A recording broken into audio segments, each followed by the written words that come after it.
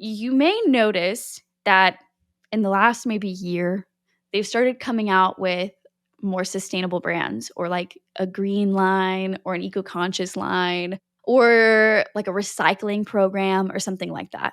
If you think that those hold merit, I am so sorry to inform you, but unfortunately, the sustainable lines, and I'm saying that in quotes, sustainable, do not hold much value.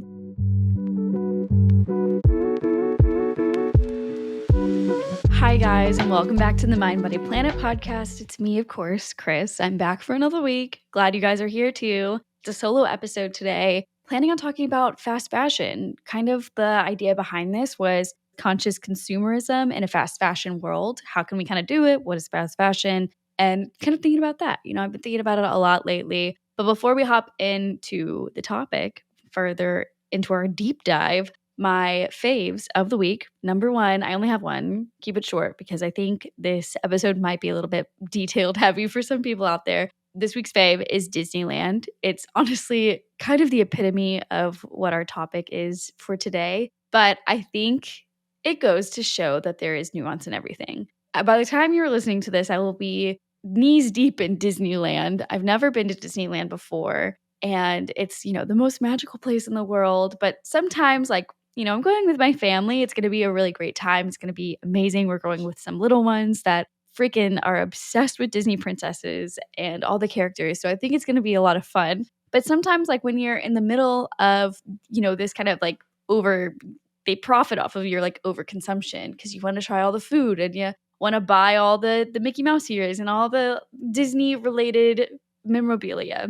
It's funny that that is my favorites for this week because I know I'm going to love it. But I also feel like it's important for me, to talk about the nuance and everything. That just because there are people who take advantage of these hyper consumerism trends and products, it does not mean that you have to do that too. There are ways to enjoy these things and also be intentional with your space, your time, your money, and also your environmental impact. You can really have the best of both worlds, in my opinion. I don't think you have to fully like X something because some people take advantage of it. I don't think that's the case. I think that there's nuance in everything, which kind of leads us into today's topic. We're talking fast fashion. We're going to go, what is fast fashion? The history of fast fashion, modern day awareness around these types of brands and what we can do about it. And if some of these fast fashion brands that have sustainable lines, are they actually really valuable? Is that true what they're saying? And, next steps, things that we can do to be a part of the solution, not a part of the problem. You can find articles and source material for this episode in the description. Feel free to check those out to learn more on this topic. I highly recommend it. I'm going to be linking quite a few articles down there for anybody who's interested in it. Let's start with what is fast fashion. I feel like this has become a more common phrase to use these days because there's a lot more awareness around fast fashion. But for those of us who don't know what fast fashion is, fast fashion refers to the rapid production of high volumes of clothing by mass market retailers. We really use the term fast fashion as a way to describe the business model of these types of companies, which capitalize on quickly changing fashion trends. You'll find that fast fashion stores tend to offer affordable and cheap trend-based clothing that encourages us to continually buy more and more in order to keep up with the trend cycles. We're starting to see a lot of brands that we know and we love that weren't fast fashion previously turn to fast fashion business models because of things like social media that accelerates the trend cycle, since we all have way more access than we ever have before to other parts of the world. We know what's popular in New York City. We know what's popular in Los Angeles and even London and Paris. It's incredible, but it also puts pressure on these clothing brands to keep up with what the internet is deeming as cool and hip to wear.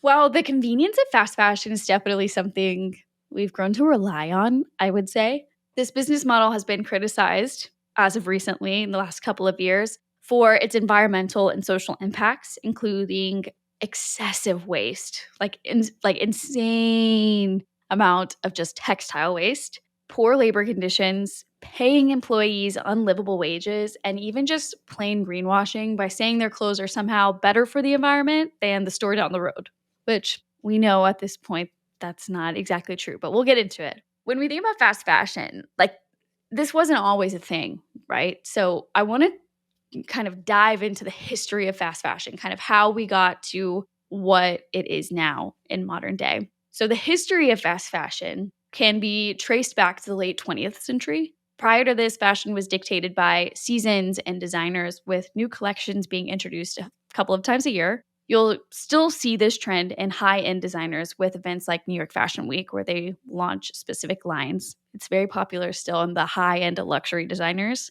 However, as globalization became a thing and as technology became more advanced, retailers began to mass produce clothing because it was just so much cheaper to do so overseas. So let's fast forward to the 60s and 70s. The concept of boutique fashion came into existence where designers started producing less expensive versions of their high end clothing. So this is kind of where we start to see dupes for luxury items, when we started to see runway shows and what those outfits looked like. You started seeing pieces of those that the everyday person like me and you could wear. So that started happening in like the 60s and the 70s. It made fashion trends more accessible to the everyday person. The real shift to fast fashion as we know it today happened sometime between the 90s and the early 2000s with the rise of brands like Zara and H&M, which if you've ever been in a mall, then you've seen Zara and you've seen an H&M. Very, very popular. Or if you even scroll on social media, I feel like those are very common brands that you see people purchase from. And if there's somebody out there recommending like, hey, these are the pants of the summer or whatever they're saying, it's most likely one of those brands. I feel like that's very, very common these days. These brands like Zara and H&M focused on replicating these high fashion trends at a fraction of the price. They introduced new collections every few weeks, dramatically increasing the speed of the fashion cycle even more than it had ever been before. And I personally remember when Zara became a household name, and I started seeing it in every shopping mall. This was kind of before Instagram was even a thing. And they were really the first brand to introduce this new business model, and people loved it. People loved that they could go into a store and buy something that they didn't see in that store just a few weeks prior. They could come more often and continue to shop. So, of course, when we fast forward and online shopping becomes very popular somewhere in the 2010s, that further accelerated the fast fashion industry as brands could now reach people like me and you directly through their websites and social media. This started creating like instant demand for new trends and the possibility to market directly. Recently, however, there has been growing awareness of the environmental and social impact of fast fashion, leading to people asking questions and seeking out more sustainable alternatives. So that's kind of the backstory of fast fashion, how we got to where we are now. I think it's important to note the nuance that comes when talking about it.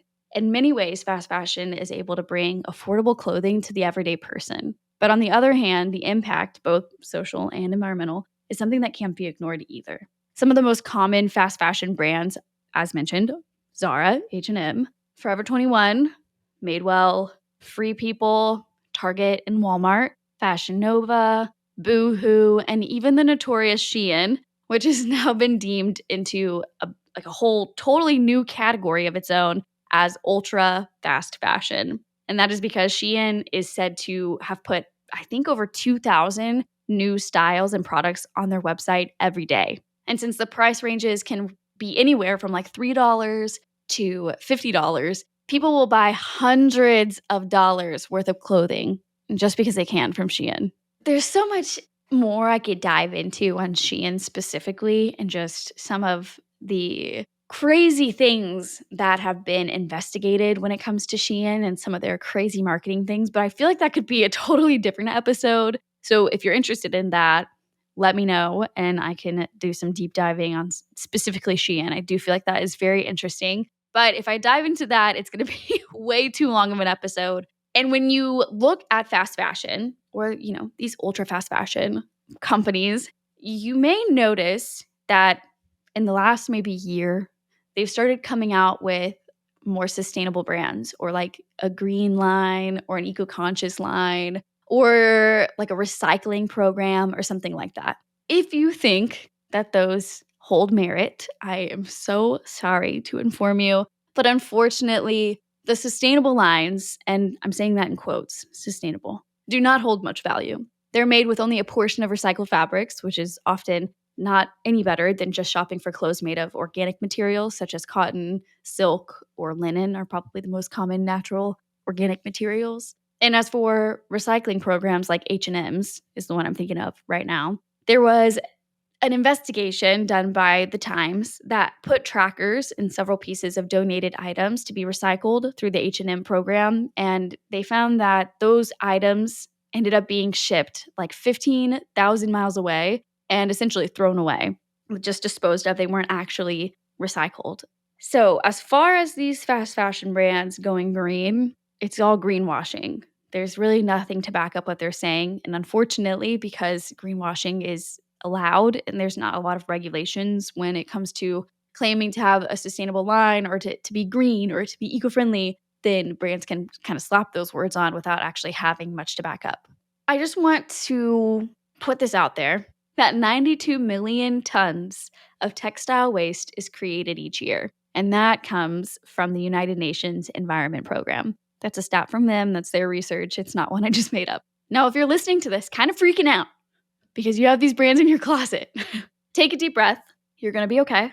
You don't need to purge everything in your closet to get rid of these clothes. But it is important to have awareness of what these brands are doing behind the scenes that you wouldn't really know otherwise. The best thing we can do as a consumer is to stop supporting and purchasing from these brands pretty much cold turkey, just like stop doing it. However, I know that's not accessible and achievable for everyone. It's just not. Not everyone has the ability to shop these sustainable brands that can often be 2 to 3 times more expensive than fast fashion brands. What we can do is thrift if that is accessible to you and fits your lifestyle. I know thrifting can often be time consuming because you have to look through certain clothing items, and just the way things are positioned in a thrift store is very different than if you were to go into like a traditional store, like in the mall. And if your budget doesn't fit with sustainable brands, you can always be intentional with what products and clothing items you're purchasing from with these other brands. You can look for pieces that will last you a long time. I like to stick with these natural materials, like I mentioned earlier, cotton, linen, silk. In fact, I can often find cotton is a very popular one that I'm able to find. For example, like right now, I'm wearing an Old Navy flannel, which I know Old Navy is technically a fast fashion brand. But for me, my budget is not, I can't be spending $300 on a shirt every time I need something new. So instead, I went to Old Navy, and what I did was I found this flannel. It's 100% cotton. I knew it was going to last me a long time. The fabric seemed okay. The stitching seemed like it was going to stick together. And now it's something that I take care of and I plan on wearing for many years to come because it is something I can rely on and it matches my own personal style. So those are things that we can kind of do that if your budget doesn't necessarily fit these more sustainable brands, then you can always just shop way more consciously with these fast fashion brands. But just being aware of what's happening and know, like if you see something with polyester, these fabrics like polyester and nylon and rayon are all essentially plastic that have been manipulated into thread and then into fabric. Like even if you have a hole in it and you throw it away, it's plastic sitting in a landfill versus if you had a cotton shirt, it got a hole in it, there was no way to fix it, patch it up, and you threw it away. At some point, that would compost because it's a natural material, comes from plants. And maybe that's another episode that would be really interesting to get into. It's just the different types of fabrics and what is important to look for when it comes to shopping for like clothing fabrics specifically. But again, I feel like that's a whole nother nuance I could go on a totally different tangent about. But as far as just being conscious with your consumption, you can do that with fast fashion as long as you are being intentional with the pieces you're buying and that they are pieces that you plan on wearing for a long time and you plan on taking care of. And for the love of everything holy, please resist the urge to impulse buy hundreds of dollars of fast fashion product only to return it, donate it, or have it rip because it's not great quality. It's not worth the longevity. But if you've already dropped hundreds of dollars anyways, then I encourage you to research brands with better values that your money would be going towards much better. A couple sustainable brands that I personally love and have shopped from are Allbirds. They do tennis shoes, and I think they even have like athleisure these days. I like 10 Tree. That is a great place. I love to buy my sweaters from Tin Tree. They plant trees when you buy sweaters. There's another brand called 4days. That's a great website. You can go to 4days.com. They have their own like 4days brand, but they also have a bunch of other brands on their website as well that are all ethically and sustainably made. And then the other one that I recommend is Girlfriend Collective. They do recycled water bottles and form them into athleisure wear. So much better than shopping something like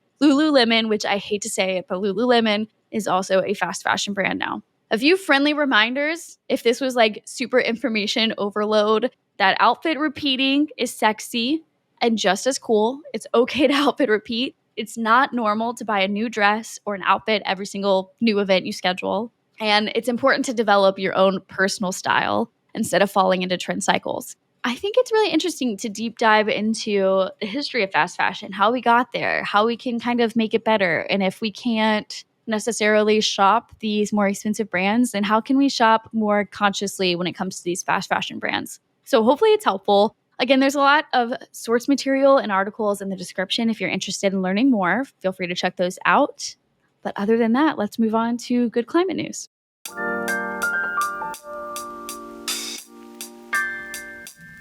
Okay, good climate news. Today's article is titled Researchers Discover Eco-Friendly Fungicide Alternative. Basically, in the farming world, there's a bunch of pesticides and sprays that farmers have to use in order to keep the crops alive and well. And there are quite a few things that farmers have to use that are considered hazardous materials or leach into the water. So this article is exciting because a material that could replace those current fungicides, increase food security, and help protect wildlife. So you can read that in the show notes for anybody interested. And thank you guys so much for tuning in today's episode. It was another deep dive episode. I've been doing a lot of these. It's just kind of the mood I've been in this year. So if you have any deep dives you'd be interested in listening to, let me know. Would love to do it. Could do a fabrics one, could do a Shein one. Those were the two I think I mentioned in today's episode. And just a heads up, because I'm excited, I want to tell you guys that Kate Asaraf from Dip is going to be back on the podcast. So get excited for that. We've got actually a few topics that we want to talk about. So I think she'll be on the podcast for a little series. Maybe we'll name it. I don't know. We'll see. We'll see. Anyways, you guys can look forward to that one. And in the meantime, I will see you guys on social media. Follow me everywhere. You can follow the podcast at Mind Body Planet Podcast. You can follow me at Crystal and Geyer on Instagram, TikTok, and YouTube. And if you really like this podcast, please rate it. Please leave a review. Please DM me your favorite thing about the podcast. I always love hearing from you guys. It's one of my favorite things. So on that note, I will see you guys next week. Bye.